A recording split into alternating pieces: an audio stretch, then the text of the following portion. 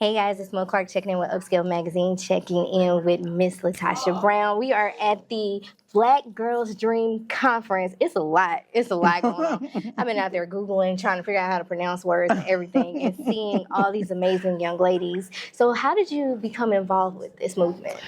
So, there are a couple of about 7 years ago, I read this report. There was a report put out by Southern Rural Black Women's Initiative, and it talked about of the almost $5 billion that was coming in the South, less than 1% were going to organizations that supported women and girls. That's all women and girls. Like, imagine that, right? Yeah. And so I was like, well, if that's for all women and girls, can you imagine what fraction of that is going to Black women and girls? And so I got very upset about it, and I went and I decided, I was working in philanthropy at the time, I was going to go to these foundations and tell them they had to do better. And so I went in the shower, and as I was in the shower, I just got this spiritual download.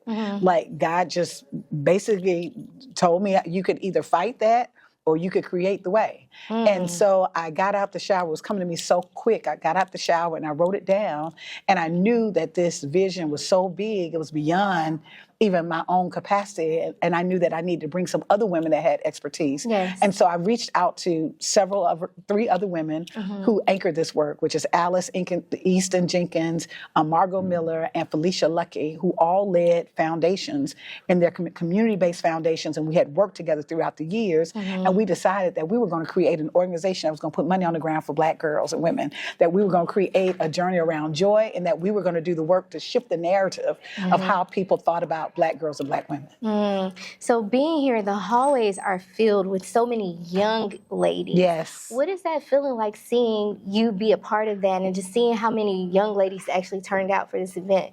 This whole space, when we created it, was two questions. The first question was, what is a Black girl's dream? And the second question is, what's necessary to make that dream manifest? And so you're sitting in a Black girl's dream. You're sitting in this Black girl's dream, right? And we're literally holding space for other Black girls to dream and to dream big, and Black girls from the South. And why in the South? Because when you look at, in terms of resources, when you look at the majority of Black people that live in this country, we're all in the South, but we also know that there's a dire need for resources and support.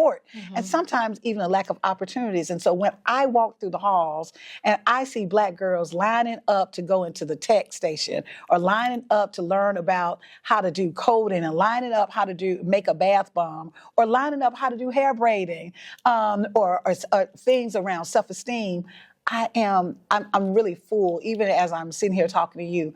It is so beautiful, right? Yeah. To see these young girls that are really in this space that affirms them, not just their beauty, but their beauty and their brilliance all at the same time. And I just love it. I think that's amazing that they can know at such a young age, and it goes beyond, oh, I want to be an influencer. Right. Or I want to be, they're diving deeper into careers and things that matter. Influence matters. It does.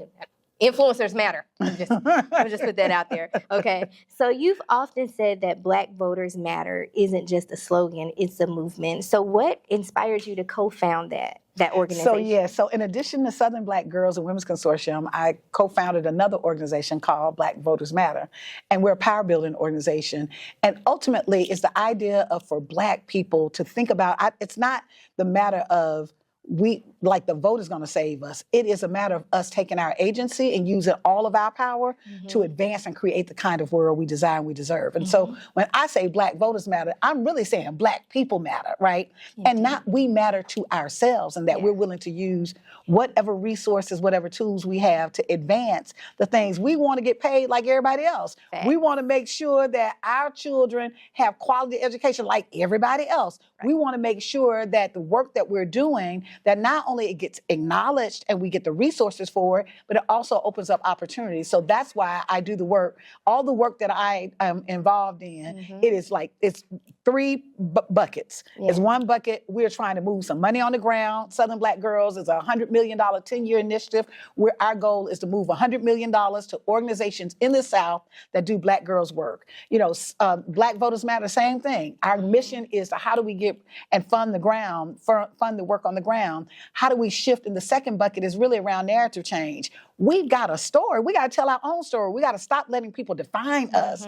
We can define ourselves and those things that we prioritize. And then the third thing is we're building out an ecosystem, an infrastructure of our communities, that anything that you want, we ought to be able to find other Black organizations, other Black businesses, influencers to actually help us connect the dots so that as we're matriculating through our businesses and through the world, that we're also empowering ourselves. This isn't just about individual wealth, because part of what I think a challenge is we focus so much on individual wealth and I'm going to become wealthy that we have actually put it to the side of collective wealth. I want my community to be wealthy. I want everybody to be paid. I want all of the people that I know, right, to have nice homes and be able to provide for their families and have a nice quality of life. And in many ways, we've actually followed suit to other people who felt that they were deserving it more than others, and so that they should have it at the expense of others. We can't afford to do that. And so our work is really about reclaiming who we are and our power. We have always been about collective wealth and collective work and how do we build. We've got to revisit that again. So this is part of that work. This is a part of the work of how do we really feed into a pipeline. If Black women are getting it done, Black girls are Black women. These are future Black women. So we're investing in what we think is our most precious resource in our community, and that is Southern Black girls. So as a mom, obviously, of two young Black ladies, because they're older, they're older. What inspirational message would you like the girls to take away today?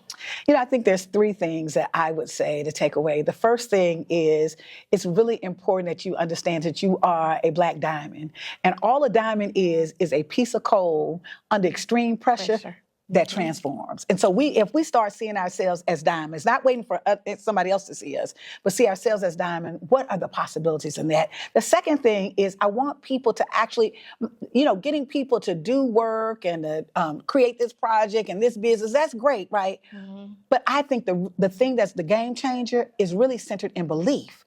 What you believe shapes how you show up in the world. And so I want the girls that are looking, you got to believe in yourself, sister. When nobody else believes in you, you got to believe in yourself. And I think that that's really important. And the third thing is to stay really grounded with your source. Money ain't your source. Your family ain't your source. Your partner, your boyfriend, girlfriend, that's not your source. Who your source is, God is your source, right? And so you got to really be able to plug in spiritually to the source. And those are the things that have worked for me. So I'm hoping that as I'm sharing and as my life, as God has worked on me, on my journey and my path, that others will see that it's not, I don't think that I'm any different than any other sister out here. We started Southern Black Girls with $0. 6 years later, we've raised over 21 million and we've given out 11 million. We started Black Voters Matter with $0. Matter of fact, not only did I not have a job, but I went and got a car because I was scared that my credit was going to go down because I wasn't making any money. And within 7 years, we've raised $143 million and given away $52 million, reinvested, like literally written out checks on the ground. And so I know what is possible when you actually are aligned with something greater than yourself and you got a vision that is like just burning in your belly and you move on that and surround yourself with the right people. I know what is possible. I love that. It's Mo Clark checking in with Upscale Magazine. Tell everybody where they can follow you at. You can follow me at Miss LaTosha Brown on all the social medias, MS LaTosha Brown. You can also follow Southern Black Girls on all the social media platforms, TikTok, IG, all of them. And also check out Black Voters Matter. It's Mo Clark checking in with Upscale, and we out.